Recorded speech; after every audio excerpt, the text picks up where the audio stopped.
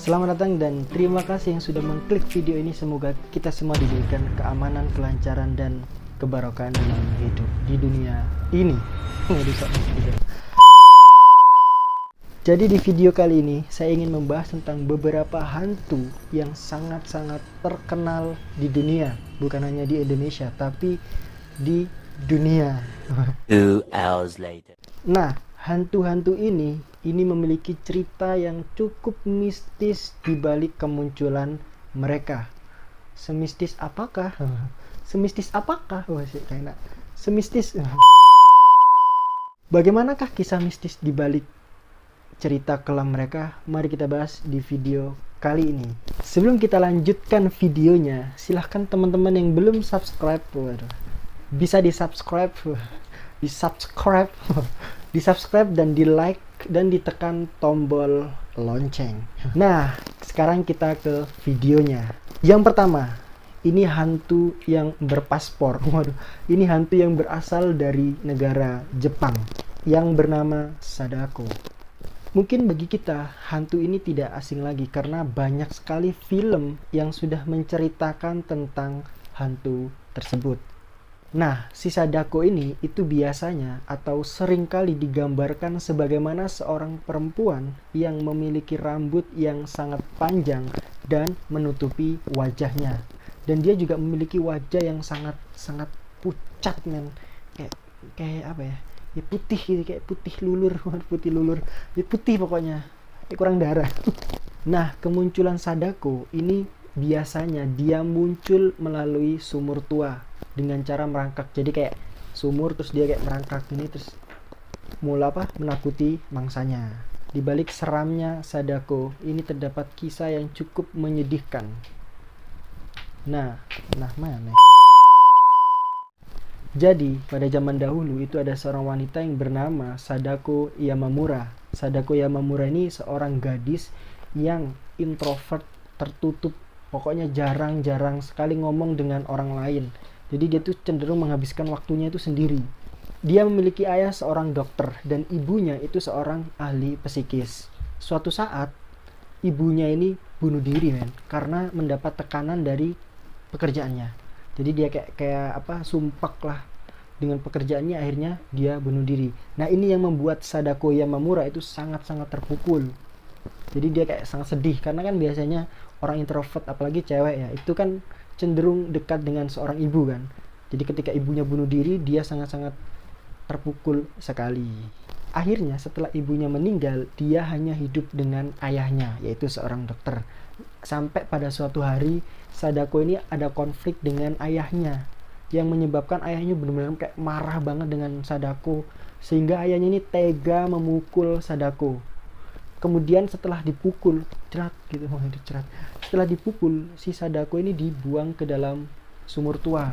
Jadi habis dipukul, langsung dibuang ke sumur tua. Tapi Sadako itu nggak langsung meninggal, nggak langsung meninggal, men. Jadi si Sadako ini kayak pingsan dulu atau mungkin kayak lemas gitu ya. Nah, ketika di dalam sumur ini, men, dia tuh masih hidup. Barulah setelah 7 hari di dalam sumur, dia itu meninggal dunia. Ya siapa yang gak meninggal 7 hari dalam sumur, men?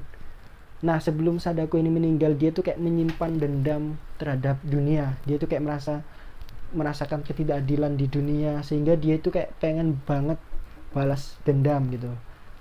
Sehingga dia kayak mengeluarkan sumpahnya gitu. Sebelum dia mati, dia tuh kayak bersumpah, aku akan membalaskan dendamku kepada dunia. Nah, ini yang dipercayai oleh orang-orang sekitar, bahwa di dekat sumur tuanya Sadako ini sering sekali muncul sesosok wanita yang sudah diceritakan di awal, yaitu sosoknya Sadako yang ingin membalaskan dendamnya ke semua orang. 8:01 p.m. the next day later. Yang kedua, ini hantu yang berasal dari Amerika Utara dan Kanada. Jadi di Kanada dan Amerika Utara, ini hantu ini sangat terkenal, yaitu bernama Wendigo atau monster rusa. Jadi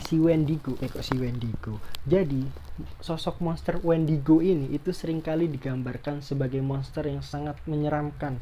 Dia punya gigi yang sangat tajam, berkepala tengkorak, dan berbulu yang sangat berantakan di sepanjang tubuhnya.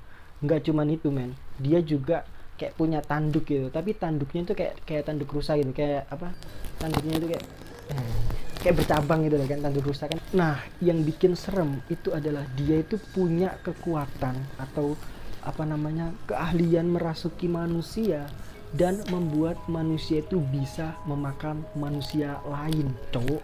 Jadi kayak jadi kanibal gitu loh, kayak kita dirasukin kita jadi kanibal men gitu. Sangat-sangat creepy ya. Di balik kisahnya Wendigo ini teman-teman, itu ternyata ada asal usul. Jadi asal usulnya pada zaman dulu men, itu kayak ada 2 orang laki-laki, dia itu sedang berkelana atau berpetualang lah. Nah pada akhirnya dia kayak kesesat di sebuah hutan yang cukup menyeramkan gitu men. Dia kayak kesesat sehingga membuat 2 laki-laki ini merasa kelaparan. Nah dengan keadaan yang terhimpit seperti ini, salah satu dari mereka itu ada yang tega membunuh dan memakan temannya sendiri. Bayangno cuy, kayak sama-sama lapar, membunuh terus dimakan cuy. Nah dengan peristiwa ini men, akhirnya hutan itu mengutuk seorang tersebut, seorang yang makan temannya itu, dikutuklah menjadi monster Wendigo ini.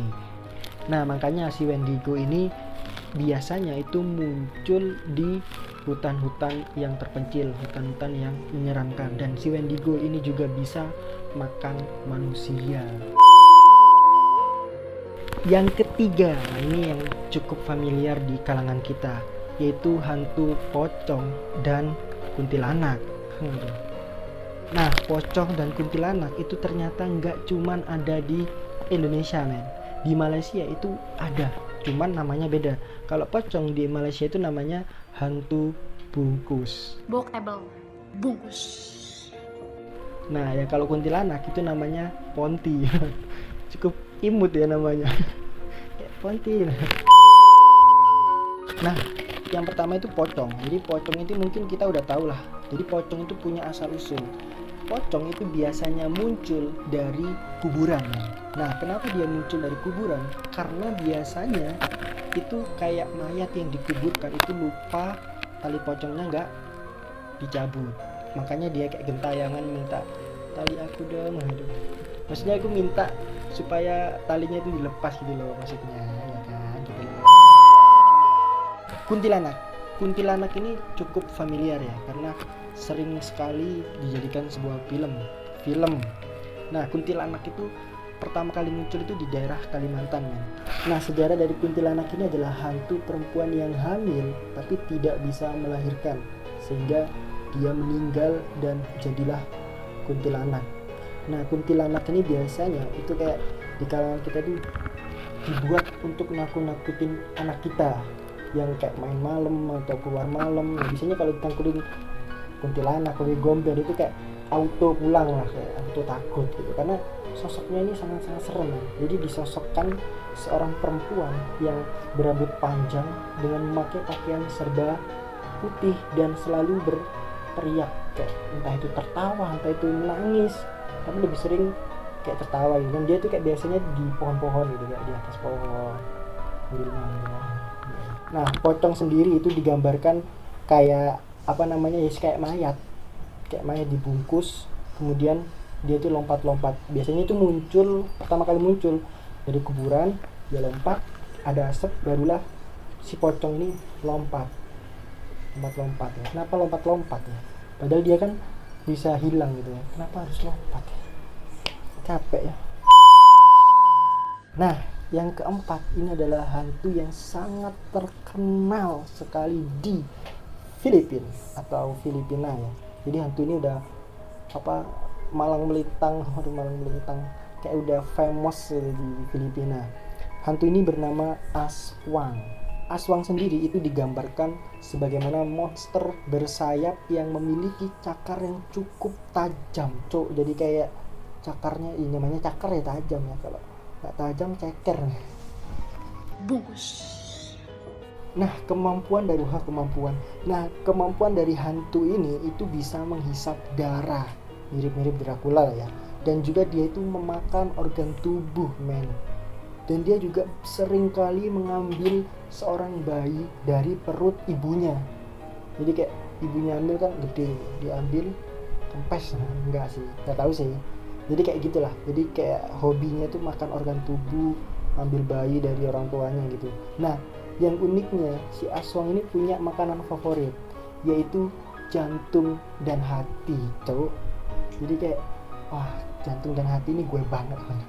Wah, jantung dan hati ini kayak makanan favorit. Jadi dia tuh nggak bisa ngelihat jantung dan hati berkeliaran. Nah, asal usul Aswang ini diceritakan pada zaman dahulu sekali. Jadi kayak zamannya masih para dewa-dewa gitu. Nah, si Aswang ini adalah seorang dewa yang memiliki sifat yang jahat. Sedangkan dewa yang memiliki sifat yang baik itu bernama Dewa Gugurang.